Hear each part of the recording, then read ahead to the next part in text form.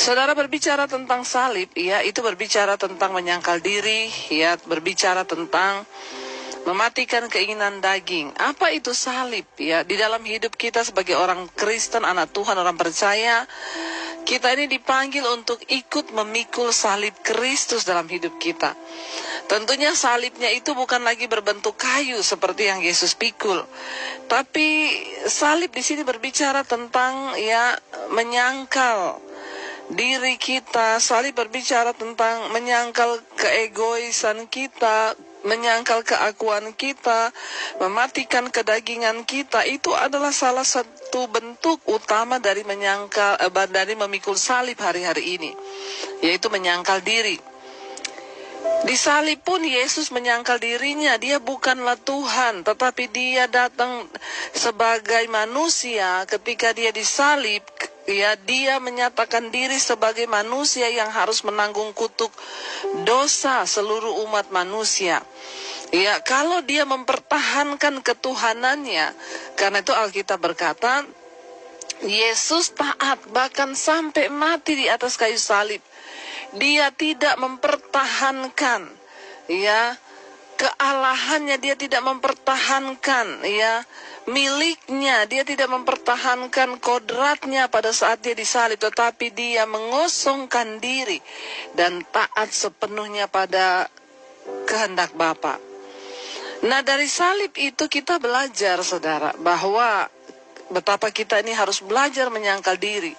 Yesus saja yang adalah Tuhan tidak menganggap kesetaraannya dengan Allah itu sebagai milik yang harus dipertahankan. Tapi dia belajar mengosongkan dirinya, mengambil rupa seorang hamba dan menjadi sama dengan kita, orang berdosa. Ya, salib itu Rasul Paulus bilang memang sebab pemberitaan tentang salib memang adalah kebodohan bagi mereka yang akan binasa. Jadi hari-hari ini kalau kita nih disuruh mengampuni, ya, orang melakukan saudara kita kesalahan, ya, kalau ngikuti egonya kita, ya, pasti kita akan berkata, emang saya tidak bisa balas, emang saya tidak bisa melakukan sesuatu sama kamu, ya, saya ini punya backingan loh, saya ini punya ini, saya bisa menjebloskan kamu dalam penjara. Itu egonya kita. Tapi waktu kita belajar tentang salib, di sana kita harus mulai belajar berkata, Tuhan, aku yakin bahwa semua yang kau izinkan terjadi, penderitaan ini tidak enak, Tuhan. Aku menderita padahal aku tidak buat salah, aku ditipu orang, Tuhan. Tapi aku harus belajar melepaskan pengampunan, ya, dan tidak menuntut daripada dia segala hak-hakku. Aku mau belajar memikul salib. Ya, tetapi bagi orang yang akan binasa tidak mau. Ya, mereka kan berkata enak aja, mengampuni dia tuh salah loh, harus kita kasih pelajaran. Makanya ayat ini dikatakan sebab pemberitaan tentang salib memang adalah kebodohan bagi mereka yang akan binasa. Ya, tetapi bagi kita ini yang sudah diselamatkan, itu adalah kekuatan Tuhan. Bagaimana kita ini bisa kuat ketika kita menjalani masalah, persoalan dalam rumah tangga misalnya. Ya, istri harus belajar memikul salib, suami harus belajar memikul salib. Contohnya apa? Ya, ketika istri-istri yang hari-hari ini suamimu belum bertobat, pikulah salibmu, ya. Tapi saya sedang gak tahan, Bu, sama suami itu dimaki-maki, dibodoh-bodohin.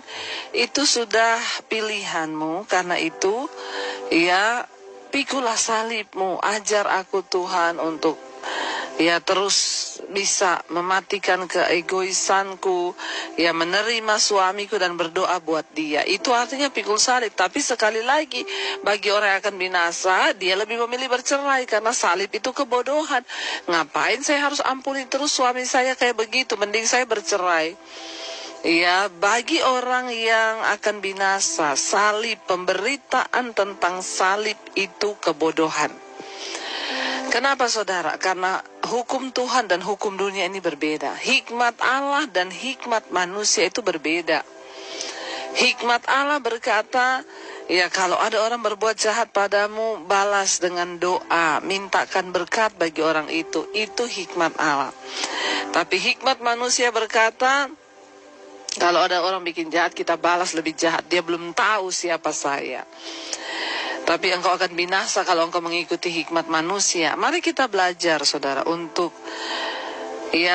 menanggapi pemberitaan tentang salib, tentang menyangkal diri, tentang membayar harga dalam segala hal, di dalam rumah tangga, dalam keuangan kita pun seringkali Tuhan akan proses. Rasanya berat, Tuhan, tapi aku harus menyangkal diriku dengan keuangan ini.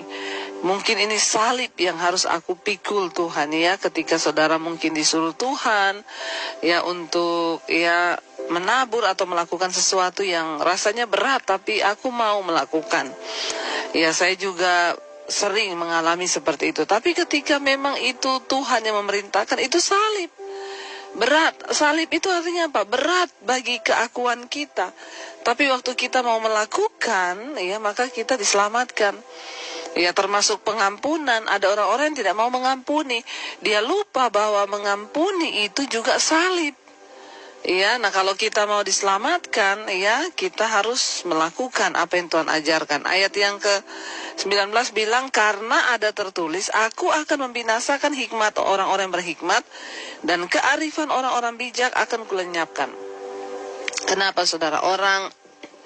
Orang-orang dunia ini yang merasa berhikmat, orang-orang dunia ini yang merasa arif, orang-orang dunia ini yang merasa mereka sudah benar. Yaitu tadi yang saya berkata, hukum Tuhan dan hukum dunia itu berbeda. Hikmat Tuhan dan hikmat manusia berbeda.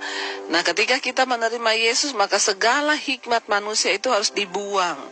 Digantikan dengan hikmat Allah. Sehingga kita tidak lagi hidup menurut hikmat manusia, tapi kita hidup menurut hikmat Allah.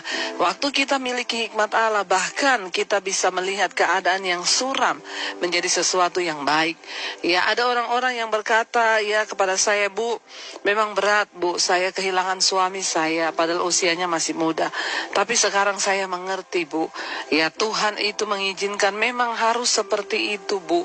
Dan saya bersuka cita, Bu, bahwa segala yang Tuhan izinkan inilah yang terbaik. Itu orang kalau sudah menerima hikmat Tuhan. Berbeda dengan orang yang punya hikmat manusia, akan terpuruk di dalam masalah, terpuruk dalam kesedihan. Tetapi orang yang punya hikmat Allah, hikmat Allah itu yang akan memampukan dia, mengubahkan cara berpikirnya, sehingga dia bisa melihat hal-hal yang besar yang Tuhan sedang kerjakan di dalam hidupnya.